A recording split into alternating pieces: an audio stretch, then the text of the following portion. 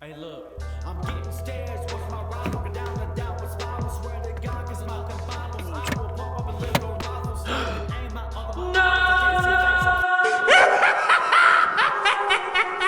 other. Ladies and gentlemen, I have been dreading this one. Yes, sir. I always love doing these kill rankings.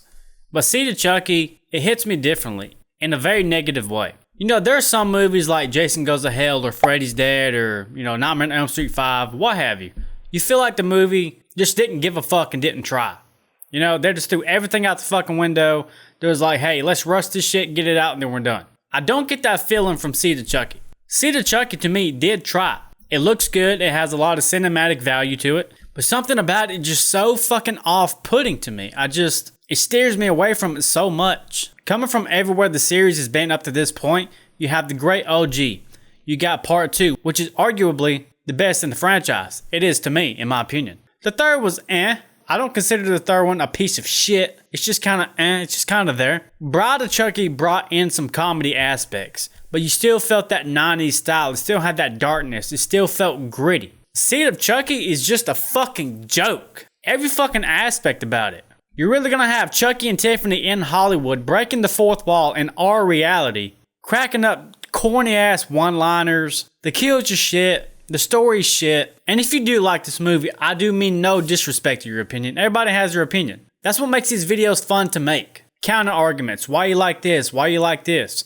I'm open for discussion all day. Even though there are some good moments in Seed of Chucky. I would go out of my way to walk to the end of the earth, to the other side, to Earth's core, to the ninth realm of hell, not to watch this fucking movie. I dislike it that much. Fun fact about this film, this was originally called Son of Chucky, and Don started writing this way back in 1998, 6 years before this movie ever came to light. It's even been stated that the studios rejected his script because he wanted to explore some open themes of sexuality, and the studio was like, nah, we're not doing that. And fun fact, Seed of Chucky is Don's directorial debut. That's right, Don, who's one of the creators of Chucky, who had stuck with this franchise through 1, 2, 3, and 4 films, godfathering every project out there, writing, producing. He took all that weight on his shoulders and finally went full steam ahead on this. And my biggest complaint is you leave us with that cliffhanger on Bride of Chucky, right? Well, you see Glenn for the first time come out, and he is this scary fucking creation of a monstrosity.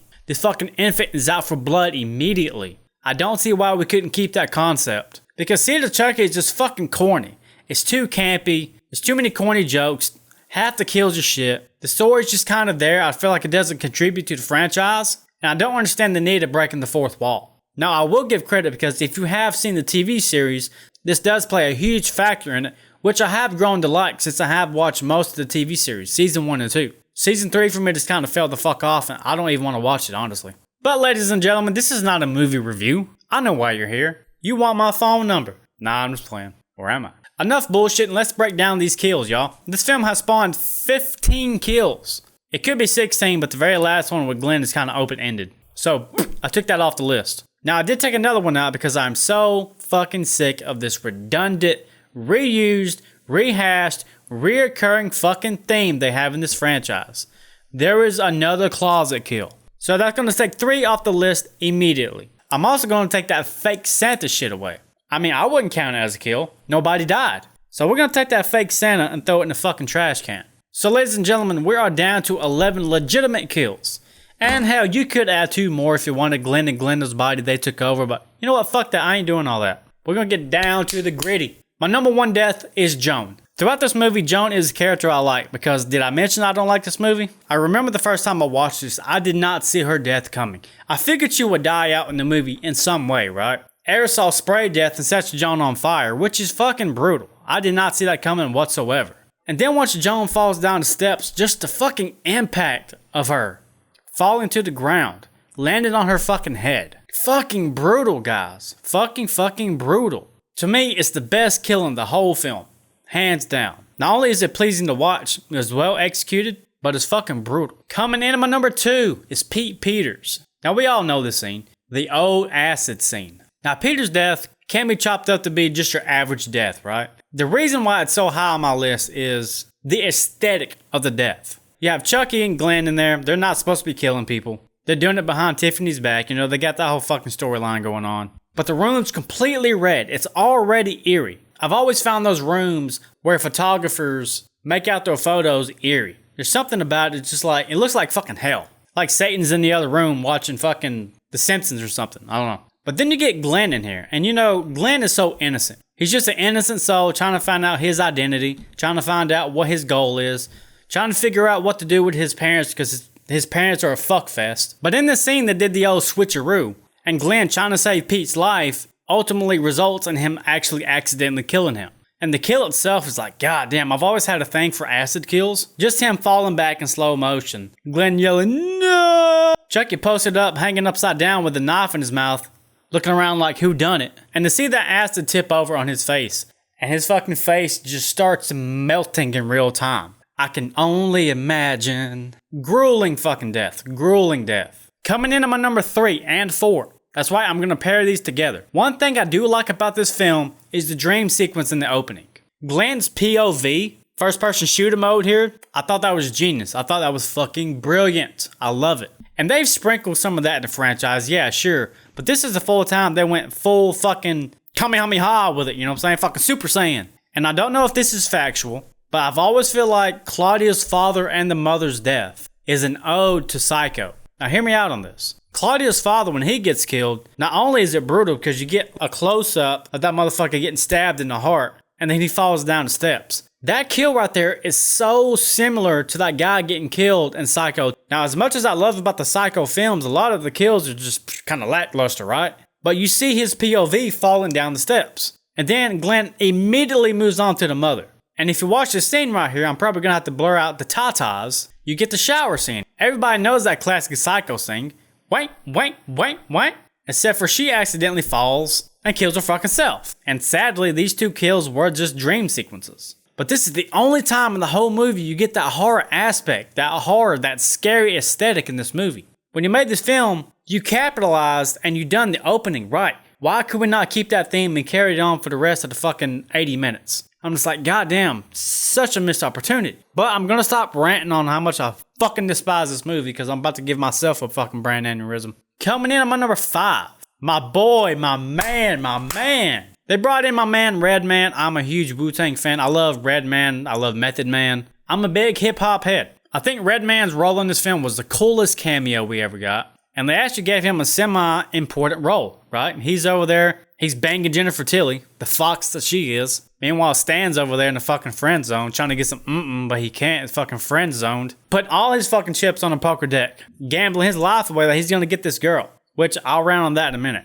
But Redman's death in here is pretty cool. You know, he's sitting there eating and Jennifer Tilly's like, hey, Redman, I'm pregnant. And Redman's like, oh, that's cool. Who's the daddy? Because it ain't me. I had a vasectomy so I got to Hollywood. And she's like, oh my God, you need to take fucking responsibility, blah, blah, blah. And then you see Tiffany down there fucking slice his fucking stomach open. His fucking intestines fall out. They're fucking steaming. He falls down on the glass table. It cracks. You get that POV shot of Redman's face and Tiffany down there laughing.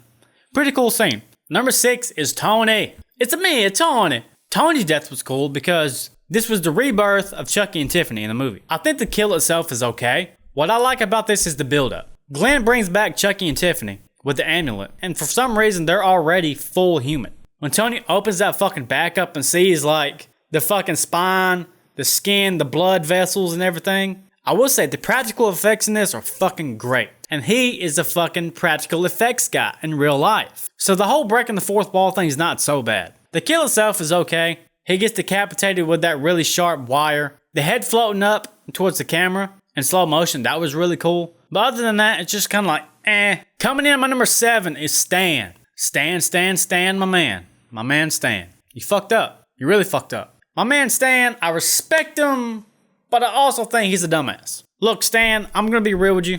If this whole Chucky Tiffany scenario never happened and Jennifer Tilly wasn't tied up on that bed, freaking the fuck out because of the situation, Jennifer Tilly was not gonna let you hit it, bro. Alright, let's just face facts. You wasn't even in the friend zone. That's how far off you was. And she gonna get Redman over there to sit there and pile drive her from the back while you sit there and drive her around everywhere. Like, again, I respect the attempt you tried, even though in your dying moments where you sacrifice yourself for this woman who wouldn't give you the time of fucking day because you're madly in love with her, even though you don't even fucking know her. What you talking about? How you gonna say I love you when you never even, I don't know. I'm not gonna get in that fucking tangent. I'm not Dr. Phil. I'm not Jerry Springer. I'm no love guru. I'm just calling it like I see it. You wasted your fucking time and you're over here dead for this woman who wouldn't give you the light of fucking day. Coming in at my number 8 is Chucky's death. That's right, it's not first and it's not last. But it is on the lower tier. This is definitely an upgrade from Bride of Chucky. Even though I like the movie Bride of Chucky better, Chucky's death in this is still way better. Even though this is very argumentative because Chucky technically didn't die because he attacks Glenn at the end with his arm, but we'll just ignore that. This is the first time Glenn makes an executive decision on what he's going to do. Now, watching the movie, I knew from the start, even as a kid, that Glenn gravitated towards Tiffany, his mother. Because he wanted to be a better person, he wanted to be a good Samaritan, but he went to his mother, he's a mama's boy, for comfort and blah, blah, blah, blah, blah, blah. But after witnessing his mom get killed by his dad, he's like, you know what? Gloves are fucking off, buddy. I'm going to kill you myself. I'm gonna chop your left arm off. I'm gonna chop your right arm off. I'm gonna chop your fucking left leg off. I'm gonna chop your fucking right leg off. And then your head's going out the window. Decapitation. Yeah, I was real happy that Glenn finally made a fucking decision. He grew some balls. I mean that metaphorically. Don't fucking cancel me in the comments. And he grabbed that axe and he handled his fucking business. Round of applause. Proud of you. Legit. Coming in at my number 9 is Britney Spears' death. There was something cool back in the early 2000s watching Chucky drive this fucking Hummer, right? How this is possible, I don't fucking know. My dick is longer than Chucky is. But yeah, to see him go in that small road rage and he just runs fucking Britney Spears off the road. Cool to see. However, I feel like that one-liner he cracked afterwards just completely ruined the fucking scene. It's hard not to talk about these kills and incorporate my own opinion on how much I fucking hate this movie.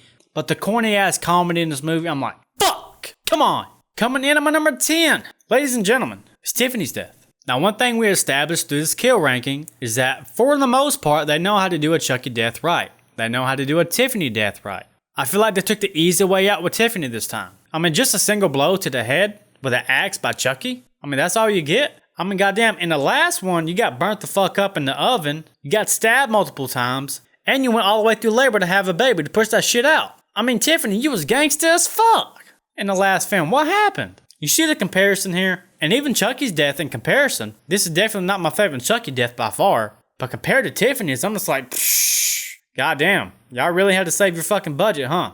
Chucky and Tiffany could have had another lover's quarrel where they fought to the death over Glenn. The possibilities are endless here. You could have did anything. But yet you just did that, boom, Tiffany's gone. Disappointing, man, disappointing.